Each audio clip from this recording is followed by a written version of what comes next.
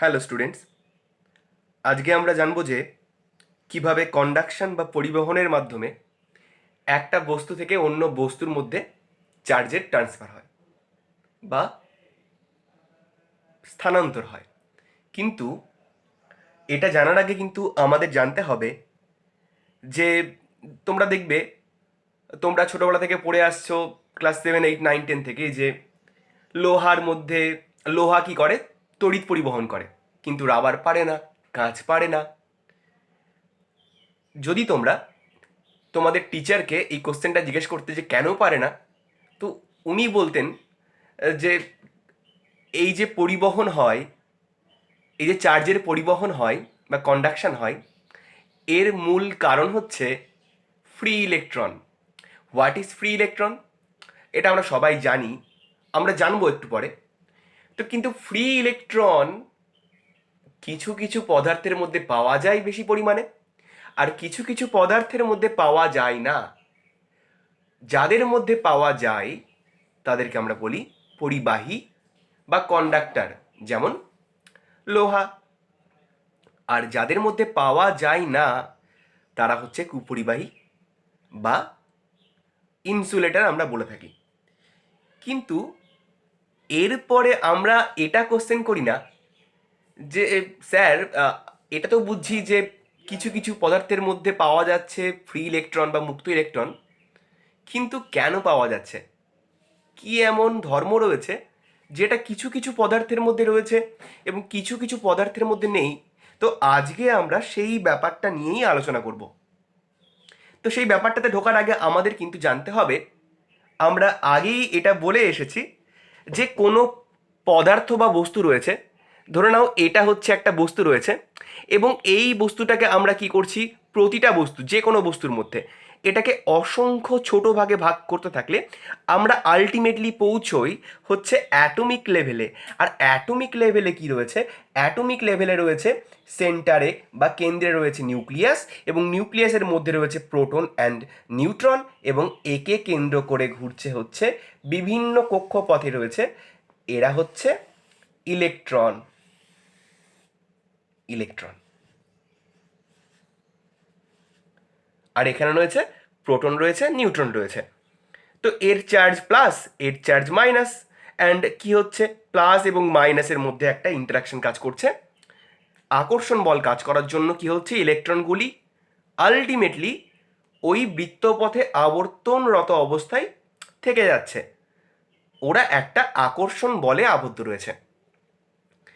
যে সমস্ত এই ইলেকট্রনগুলো রয়েছে, যেগুলো আমাদের নিউক্লিয়াসের আকর্ষণ বলে আবদ্ধ থাকা অবস্থায় ওই কক্ষপথে, বিভিন্ন কক্ষপথে ঘুরছে, আবর্তন করছে, বাইরে চলে যাচ্ছে না, এই সমস্ত ইলেকট্রনগুলোকে আমরা বলি কিন্তু বাউন্ড ইলেকট্রন।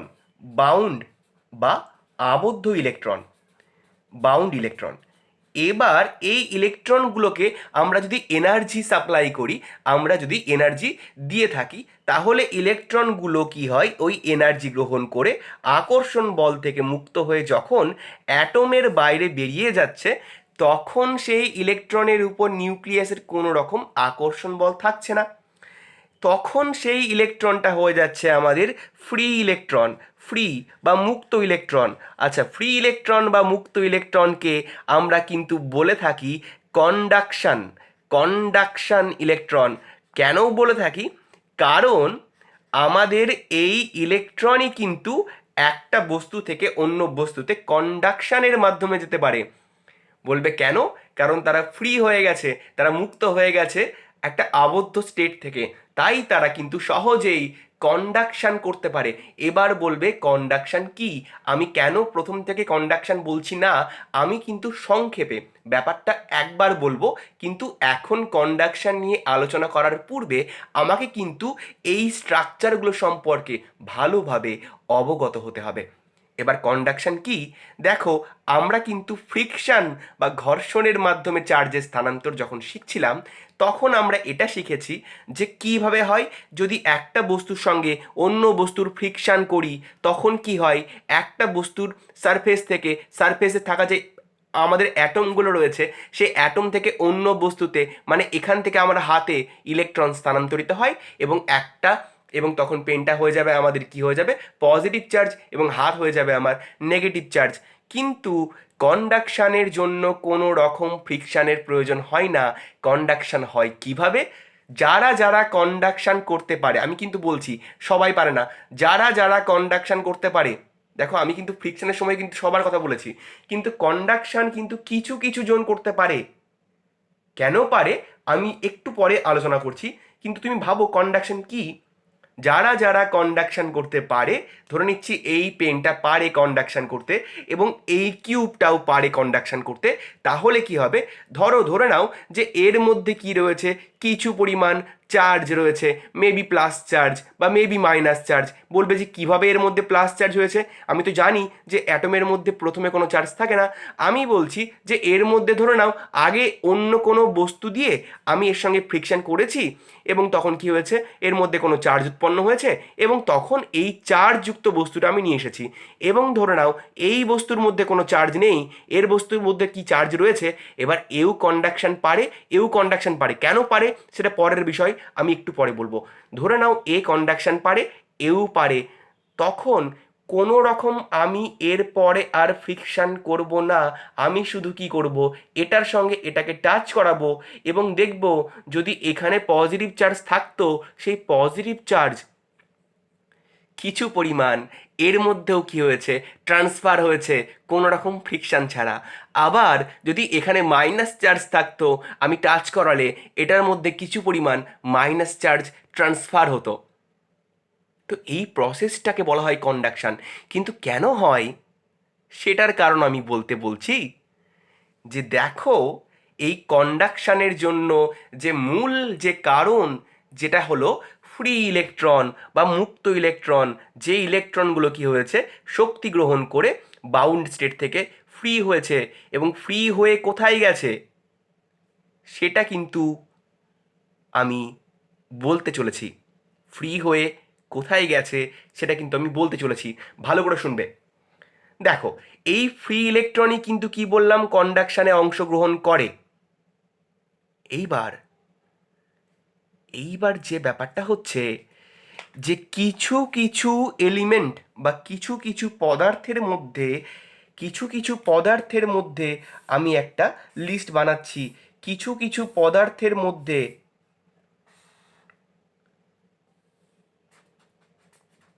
এই ফ্রি ইলেকট্রন হিউজ পরিমাণে থাকে। সেটাকে আমরা, সেই সমস্ত পদার্থকে আমরা বলবো কন্ডাক্টর বা সুপরিবাহী। তাদের মধ্যে কি থাকবে, এটা হিউজ হিউজ পরিমাণে থাকবে। কেন থাকবে এটা ডিসকাস করছি আমি। আর কিছু কিছু পদার্থের মধ্যে খুবই অল্প পরিমাণে থাকবে, সেগুলোকে আমরা বলি সেমিকন্ডাক্টর। সেমিকন্ডাক্টর বা অর্ধপরিবাহী, ভেরি ফিউ থাকবে, খুবই কম থাকবে। আর কিছু কিছু পদার্থের মধ্যে যেগুলোকে আমরা বলি ইনসুলেটর, ইনসুলেটর বা কুপরিবাহী, তাদের মধ্যে প্রায় প্রায় জিরোর কাছাকাছি থাকবে। সেইভাবে আমরা কিন্তু ফ্রি ইলেকট্রনের সংখ্যার উপর ডিপেন্ড করে কিন্তু আমরা দেখছি যে কিছু কিছু পদার্থকে আমরা বলে থাকি কন্ডাক্টর বা সুপরিবাহী। কাদেরকে? উদাহরণ দিচ্ছি, লোহা, অ্যালুমিনিয়াম, সিলভার। কিছু কিছু পদার্থর মধ্যে ওই ফ্রি ইলেকট্রন খুবই কম পরিমাণে থাকে। এবার অবশ্যই আমি কিন্তু এগুলোকে একটা নির্দিষ্ট টেম্পারেচারে বলছি। কেন বলছি? কারণ টেম্পারেচার যখন আমি ইনক্রিজ করছি, তখন কিন্তু ইলেকট্রনগুলো কিন্তু শক্তি যে গ্রহণ করবে, সেই শক্তি গ্রহণ করার ডিপেন্ডেন্সটাও বেড়ে যাবে বা মানে একটা নির্ভর করছে টেম্পারেচারের উপরে। তো একটা নির্দিষ্ট টেম্পারেচারে বলছি। আর কিছু কিছু পদার্থের মধ্যে প্রায় নেই বললেই চলে, সেগুলোকে আমরা বলবো ইনসুলেটর বা কুপরিবাহী। সুপরিবাহী, অর্ধপরিবাহী এবং কুপরিবাহী। কিন্তু কেন হয় সেই কারণটা এক্সপ্লেন করতে আমরা যখন যাব, তখন কিন্তু এই যে অ্যাটমিক মডেল, এটাকে আমরা সোলার মডেল বলে থাকি। সোলার মডেল কেন বলে থাকি? তার কারণ হচ্ছে সূর্যকে যেমন কেন্দ্র করে বিভিন্ন গ্রহ ঘোরে, আমরাও কিন্তু ভেবে নিয়েছি অ্যাটমের মধ্যে নিউক্লিয়াসকে কেন্দ্র করে বিভিন্ন ইলেকট্রন এইভাবে ঘুরছে। কিন্তু ফ্রি ইলেকট্রন কারোর মধ্যে বেশি পাওয়া যায়, কারোর মধ্যে মিডিয়াম বা খুবই কম, এবং কারোর মধ্যে পাওয়া যায় না। এটা কেন হয় সেটা বলতে কিন্তু আমরা কখনোই একটা অ্যাটম দিয়ে ভাবলে হবে না। কারণ আমরা যখন তারকে দেখছি, আমরা যখন কোনো অয়ারকে দেখছি, সেটা কিন্তু একটা আমাদের অ্যাটম নেই তার মধ্যে, সেটা হচ্ছে একটা সলিড, একটা বৃহৎ মানের একটা সেফ, বৃহৎ মানের একটা সেফ, এবং ওর মধ্যে রয়েছে প্রচুর প্রচুর অ্যাটম।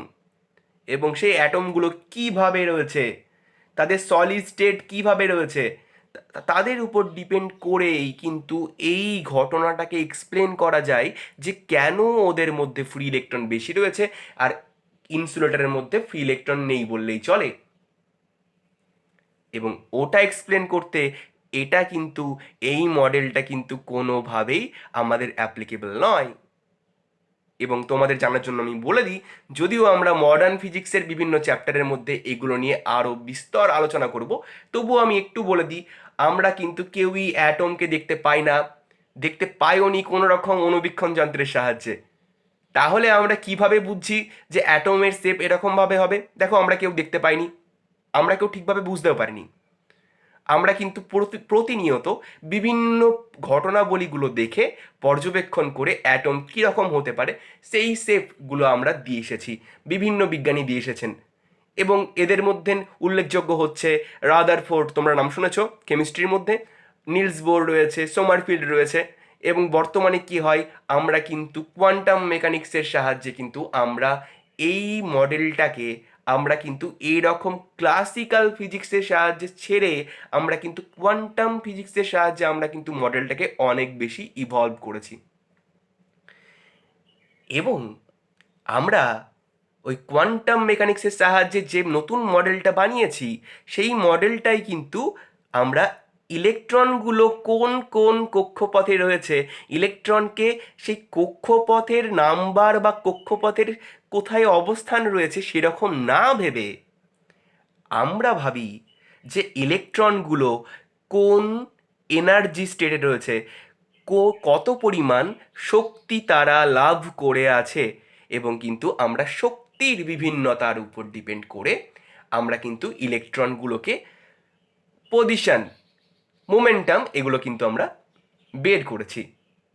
এবং তোমরা হয়তো অনেকেই কেমিস্ট্রির মধ্যে 11-এর প্রথমেই দেখবে তোমরা পড়েছো যে বিভিন্ন রকম এই যে কক্ষপথ রয়েছে, এই কক্ষপথগুলো না ভেবে কিন্তু আমরা কক্ষপথগুলোর মধ্যে আবার কি রয়েছি, অরবিটের মধ্যেও আবার অরবিটাল নিয়ে এসেছি।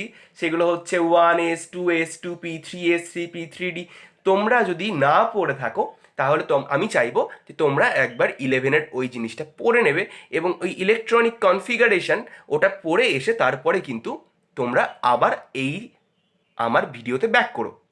আচ্ছা, এইবার কিন্তু ওই যে আমাদের কোয়ান্টাম মেকানিক্সের সাহায্যে দেওয়া মডেলটা রয়েছে, যেটা সাহায্যে আমরা 1s 2s 2pতে ভাগ করেছি, এবং ওই জিনিসটা, ওই মডেলটার সাহায্যেই কিন্তু আমরা বোঝাবো যে কেন কিছু কিছু এলিমেন্ট, যেমন কন্ডাক্টরের মধ্যে হিউজ পরিমাণ ফ্রি ইলেকট্রন থাকে এবং সেমিকন্ডাক্টরের মধ্যে খুবই অল্প পরিমাণ থাকে, এবং ইনসুলেটরের মধ্যে রয়েছে নেই বললেই চলে, নেগলিজেবল বা খুবই মিনিমাম অ্যামাউন্ট ফ্রি ইলেকট্রন রয়েছে।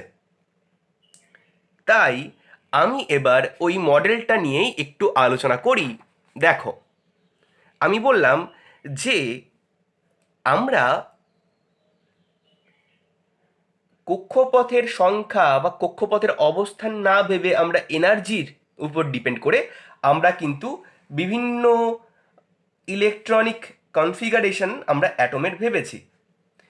ধরে নাও আমি এখানে দুটো অ্যাক্সিস টেনেছি, এটা হচ্ছে, ধরে নাও তোমরা ভেবে নাও যে এই অ্যাক্সিস হচ্ছে এনার্জি বা শক্তির অ্যাক্সিস, এবং এই যে অ্যাক্সিসটা রয়েছে এটা হচ্ছে মিনিমাম বা সর্বনিম্ন এনার্জি স্টেট কার, যে কোনো একটা অ্যাটম। আমি ধরে নিচ্ছি, ধরে নাও এটা হচ্ছে একটা সোডিয়াম সোডিয়াম অ্যাটম, একটা সোডিয়াম অ্যাটম। আমরা সবাই জানি সোডিয়াম অ্যাটমের কি হয়, 11টি 11টি কি রয়েছে, 11টি ইলেকট্রন রয়েছে। এবং আমরা যদি এটাকে মডার্ন ইলেকট্রনিক কনফিগারেশনে ভাঙি, তখন দেখব যে ধরে নাও যে ওই ইলেকট্রনগুলো যত রয়েছে 11টি রয়েছে, তার সব থেকে যে মিনিমাম এনার্জি স্টেট হতে পারে তাদের মধ্যে, সেটা হচ্ছে ঠিক এইটা, এবং এটাকে আমরা নাম দিয়েছি 1s। এবং এর পরবর্তী, দেখো আমি কিন্তু খুব ডিটেলসে ব্যাপারটাকে বলছি না, তোমাদের ওভারঅল একটা কনফিগারেশনের ব্যাপারটা বোঝানোর চেষ্টা করছি কেন ওটা ঘটছে। 1s এর তুলনায় সামান্য বেশি হায়ার স্টেটে যে আমাদের কক্ষপথ বলবো না, এনার্জি স্টেট রয়েছে, সেটা হচ্ছে আমরা সবাই জানি, সেটা হচ্ছে আমাদের 2s। এবং 2s এর পরে রয়েছে আরও রয়েছে 2p রয়েছে, এবং এরপরে রয়েছে 3s, 3p উপরে, তারপরে 3d, 4s, 4p, 4d, 4f। তোমরা সবাই এগুলো জানো, আমি আশা করছি তোমরা জানো। এইবার দেখো 11টি যে ইলেকট্রন রয়েছে, সেই ইলেকট্রনগুলো এই energy state 1s, 2s, 2p, 3s, 3pতে কীভাবে তারা থাকবে, সেটা কিন্তু আমাদের কোয়ান্টাম মেকানিক্স ইউজ করে একজন বিখ্যাত বিজ্ঞানী তিনি কিন্তু এই থিওরিটা দিয়েছেন। তার নাম হচ্ছে পাউলি। তিনি তার থিওরি দিয়েছিলেন, তার নাম হচ্ছে পাউলির অপবর্জন নীতি। পাউলির অপবর্জন নীতি, বা এটাকে আমরা কিন্তু অনেকেই জানি পাউলিস এক্সক্লুশন প্রিন্সিপাল। এই লটা কি বলছে? এই লটা বলছে যে নো নো টু ইলেকট্রনস, আমি একটু ইংলিশেই বলি, no two electrons can't have identical energy state. No two electron can have হবে, কারণ নোটা আমি আগে ইউজ করেছি। No two electrons can have identical energy state. এটার মানে কি? এটার মানে হচ্ছে যে দুটো ইলেকট্রন কখনোই কিন্তু একই এনার্জি ভ্যালিউ, এনার্জি স্টেটে থাকতে পারবে না। এবার এটার তাৎপর্য কিভাবে হবে? দেখো, আমি 11টা ইলেকট্রন পেয়েছি, 11টি ইলেকট্রন পেয়েছি, এবং এই ইলেকট্রনগুলোকে আমরা কি করব? আমরা সবাই জানি যে সমস্ত যে পার্টিকেলগুলো রয়েছে সব থেকে মিনিমাম এনার্জি স্টেটে আগে ফিল আপ করবে। তাহলে মিনিমাম এনার্জি স্টেট কোনটা? সেটা হচ্ছে 1s। তো 1s এর মধ্যে প্রথম ইলেকট্রন ধরো আমি একটা ফিল আপ করেছে, তাহলে আমি একটা প্রথম ইলেকট্রন এঁকে দিচ্ছি, আমি 1s-এ প্রথম একটা ইলেকট্রন এঁকে দিচ্ছি, এই যে। তাহলে বলবে যে সেকেন্ড 11টা ইলেকট্রন আছে, প্রথমটা আমি এখানে 1s-এ দিয়েছি, তাহলে নিশ্চয়ই সেকেন্ডটা কোথায় যাবে? 2s-এ যাবে। বলবে কেন? কারণ তুমি বলবে হ্যাঁ যে 1s, যদি আমি 1s-এর মধ্যে আরও একটা ইলেকট্রন আমি অ্যাড করে দিই, তাহলে তো দুটো ইলেকট্রন দুটোই 1s-এ থেকে যাচ্ছে, তাহলে তো এটা পাউলির অপবর্জন নীতিকে কি করছে? ভায়োলেট করছে। কিন্তু আমরা কিন্তু 4টে কোয়ান্টাম নাম্বার সম্পর্কে আমরা কেমিস্ট্রির মধ্যে জেনেছি এবং দেখেছি যে 1s অরবিটাল এর মধ্যেই কিন্তু দুভাবে কিন্তু ইলেকট্রন থাকতে পারে। একটা হচ্ছে আপ স্পিন আপ, একটা হচ্ছে স্পিন ডাউন। তার মানে এই spin up and spin down এর মধ্যে কিন্তু স্লাইট চেঞ্জ রয়েছে এনার্জির। মানে হচ্ছে যে এই আপ অ্যান্ড ডাউন কিন্তু একই এনার্জি লেভেলের নেই। তাই আমরা কিন্তু পাউলির অপবর্জন নীতিকে ভায়োলেট করিনি, এবং না করেই কিন্তু দুটো ইলেকট্রন এখানে দিয়ে দিয়েছি। কিন্তু এরপরে যে 3 নম্বর ইলেকট্রন যদি আমি এখানে দিতে চাই, যদি আমি আরও একটা আপ দিয়ে দিই, আরও একটা আপ যদি আমি দিয়ে দিই, তাহলে কিন্তু ওই আপ এই আপের কি হবে? আইডেন্টিক্যাল হবে। এই আপের কিন্তু আইডেন্টিক্যাল হবে। তখন কিন্তু পাউলি রাগ করবেন। আচ্ছা, তুমি যদি চাও যে আরেকটা ডাউন দিয়ে দিই, ডাউন দিলে কিন্তু এই ডাউনের আইডেন্টিক্যাল হবে, তখনও কিন্তু কি হবেন? পাউলি কিন্তু অ্যাংরি হবেন, কিন্তু রাগ করবেন। তাহলে আর কোনো উপায় নেই, তাহলে 3 নম্বর ইলেকট্রনকে আমি আর 1s দিতে পারবো না, তখন আমাকে দেখতে হবে পরবর্তী 2s এর মধ্যে, এবং 2s-এ একই রকমভাবে একটা স্পিন আপ, একটা স্পিন ডাউন দিয়ে দিয়েছি। তাহলে কটা হলো? 1টা, 2টো, 3টে, 4টে, বাকি রয়েছে 8টা ইলেকট্রন। একই রকমভাবে 2p-তে আমি যখন একটা স্পিন আপ, একটা স্পিন ডাউন দেব, তাহলে কটা হলো? 6টা হয়েছে। কিন্তু তুমি ভাববে যে 7 নম্বরটাকে আমি 3s-এ দেবো, কিন্তু আমরা এটা দেখেছি যে 2p অরবিটালের মধ্যে কিন্তু রয়েছে 3টে কনফিগারেশন, মানে ওইখানে কিন্তু 3টে ঘর এরকম রয়েছে। যদি আমি এখানে একটা স্পিন আপ দিয়ে থাকি, কিন্তু এই আপ আর এই আপ কিন্তু সেম নয়, কারণ এখানে 2s-এর মতো বা 1s-এর মতো নয়, 2pর মধ্যে 3টে কনফিগারেশন রয়েছে। তাহলে 3ভাবে কিন্তু আপ হতে পারে এবং 3ভাবে ডাউন হতে পারে। 3টে আপ কিন্তু কখনোই আইডেন্টিক্যাল হবে না, তাদের মধ্যে স্লাইট এনার্জি চেঞ্জ রয়েছে। পাউলি কিন্তু কোনো রকমভাবে এইটাকে আমরা কিন্তু রাগিয়ে না দিয়েই কিন্তু আমরা 3ভাবে আপ দিতে পারি এবং 3ভাবে ডাউন দিতে পারি। তাহলে কি হচ্ছে, 2p-তে আমি কি করছি, আরও একটা আপ ডাউন এবং আরও একটা আপ ডাউন, তার মানে এই 3ভাবে কিন্তু দিতে পারছি। এই আপ, এই আপ, এই আপ, 3টেই কিন্তু আমাদের বিভিন্ন এনার্জি লেভেলে রয়েছে। একই রকমভাবে 3টে ডাউনই কিন্তু 3টে বিভিন্ন এনার্জি লেভেলে রয়েছে। তাহলে কতগুলো আমরা ইলেকট্রন ফিল আপ করতে পারলাম? 1টা, 2টো, 3টে, 4টে, 5টা, 6টা, 7টা, 8টা, 9টা, 10টা, পড়ে আছে একটা। আর কিন্তু এর মধ্যে কনফিগারেশন নেই, তখন বাধ্য হয়ে আমরা কিন্তু 3s-এর মধ্যে একটা ফিল আপ করে দিয়েছি। বুঝতে পারছো? ক্লিয়ার হয়েছে ব্যাপারটা? এইবার আসি আমরা পরবর্তী ইয়েতে, যে একটা অ্যাটম নিয়ে তো আমরা বুঝতে পারছি এরকমভাবে আঁকতে পারি, বাট যখন আমরা দেখব যে দুটো সোডিয়াম অ্যাটম কাছাকাছি রয়েছে, দুটো সোডিয়াম অ্যাটম কাছাকাছি রয়েছে, ধরে নাও এই একটা সোডিয়াম অ্যাটম এবং এই একটা সোডিয়াম অ্যাটম কাছাকাছি রয়েছে। এবার কেন থাকে? কারণ দেখো, যে যদি এটা সোডিয়ামের একটা দণ্ড হতো না, তাহলে এর মধ্যে কিন্তু huge amount of sodium atom রয়েছে, এবং তারা কি করছে, তারা একে অপরের মধ্যে অ্যাটমের সঙ্গে অ্যাটমের একটা বন্ড গঠন করে, একটা মলিকিউল গঠন করে, অসংখ্য মলিকিউল রয়েছে। তাহলে যখন সোডিয়াম অ্যাটম আর সোডিয়াম অ্যাটম ওরা কাছাকাছি থাকবে, থিওরি বলে যে তখন কিন্তু ওরা ওভারল্যাপ করছে, এবং ওভারল্যাপ করে করে ওরা উৎপন্ন করছে মলিকিউল, অ্যান্ড মলিকিউল বা অণু। আর মলিকিউল যদি হয়ে যায়, তখন কিন্তু ওই যে 1s2s2p ছিল, 1s2s2p ছিল, ওরা কিন্তু সবাই, আর এগুলো অ্যাটমিক অরবিটাল ছিল, কিন্তু যখনই ওরা মলিকিউল তৈরি করছে, তখন কিন্তু ওটা আর অ্যাটমিক অরবিটাল থাকবে না, ওটা হয়ে যাবে মলিকিউলার অরবিটাল, মলিকিউলার অরবিটাল।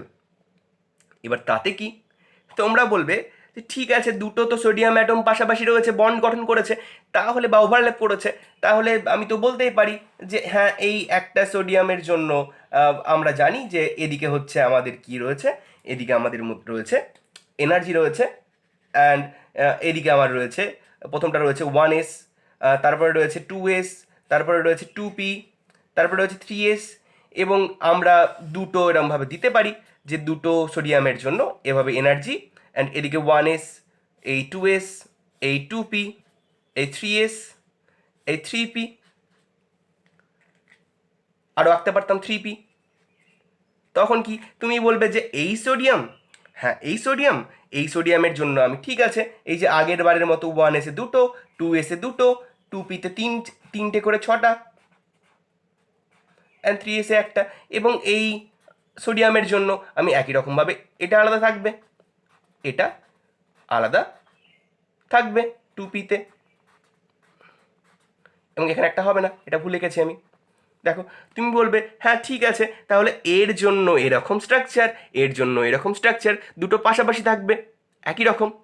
কিন্তু তখন কিন্তু Pauli will be extremely sad. কেন হবেন? কারণ তিনি কিন্তু বলেই দিয়েছেন no two electrons can have identical energy state, মানে দুটো কিন্তু ইলেকট্রনের কখনোই একই এনার্জি স্টেট হতে পারে না। কার মধ্যে? একটি অ্যাটমের মধ্যে না, একটি অ্যাটম বলে কথা নয়, একটি মলিকিউলের মধ্যে হতে পারে, বা একটা সলিডের মধ্যে হতে পারে। সলিডের মধ্যে মানে হচ্ছে যেখানে অনেক অনেক অনেক অ্যাটম রয়েছে। তাহলে তোমরা বলবে যে কিভাবে ওই লটা ভায়োলেট হচ্ছে? আমি তখন বলবো, দেখো, যদি এখানে দুটো আলাদা আলাদাভাবে এরা একই রকমভাবে স্ট্রাকচার রেখে দেয়, তখন কি হবে? তখন দেখো এই যে আপ রয়েছে, আপ স্পিনে যে ইলেকট্রনটি রয়েছে তার সঙ্গে আইডেন্টিক্যাল হয়ে যাবে এই আপ স্পিনের ইলেকট্রনটি, এই ডাউনের সঙ্গে এই ডাউনটি আইডেন্টিক্যাল হয়ে যাবে, অ্যান্ড একই রকমভাবে সব ইলেকট্রনগুলো কি হয়ে যাবে? আইডেন্টিক্যাল হয়ে যাবে। এবং তখন পাউলি কি করবেন? পাউলি তখন ভাববেন যে দ্যাটস রং, এটা তো ভুল হয়ে গেল, সত্যি এটা ভুল হয়ে গেল। এইবার তখন কি হয়? তখন কি হয় সেটাই আমাদের জানার কোশ্চেন, এবং আমরা জানবো যে তারপরে কি হয় এবং তারপরে কি হওয়ার জন্যই আমরা কি পাই। আমরা ফ্রি ইলেকট্রন কারোর মধ্যে পাই এবং কারোর মধ্যে পাই না। আমরা আজকে জানলাম যে কেন আমাদের যে সোলার মডেলটি রয়েছিল অ্যাটমের সেটা কাজ করবে না, এবং কেন এরকম দুটো অ্যাটম পাশাপাশি ওভারল্যাপ করলে দুটো অ্যাটমের আলাদা আলাদা একই রকম কনফিগারেশন থাকতে পারে না। কারণ তখন কি হবে? একটা বড় নীতি, একটা হিউজ ভ্যালিউড নীতি, পাউলির এক্সক্লুশন প্রিন্সিপাল বা পাউলির অপবর্জন নীতি আমাদের কি হয়ে যাবে? আমাদের ভায়োলেট হয়ে যাচ্ছে। এবং সেটাকে আমরা কিভাবে ভায়োলেট না করে আমরা অ্যাটমিক মডেলটাকে উৎপন্ন করব, ভালোভাবে ঠিক করব, এবং সেই মডেলটার সাহায্যে আমরা পরের দিন বা পরের ভিডিওতে আমরা বিস্তৃতভাবে এটা বলবো যে কেন কন্ডাকশান ইলেকট্রনগুলো কিছু কিছু কিছু সলিডের মধ্যে বা কিছু কিছু পদার্থের মধ্যে পাওয়া যায় আর কিছু কিছু পদার্থের মধ্যে একদমই পাওয়া যায় না। আচ্ছা, তার আগে তোমরা আমার এই চ্যানেলটাকে সাবস্ক্রাইব করে নেবে এবং ভিডিওটাকে লাইক অ্যান্ড শেয়ার করে দিও। আজকের ভিডিও এ পর্যন্তই। এর পরবর্তী পার্ট আমি কিন্তু একদিন পরে আপলোড করব। বাই।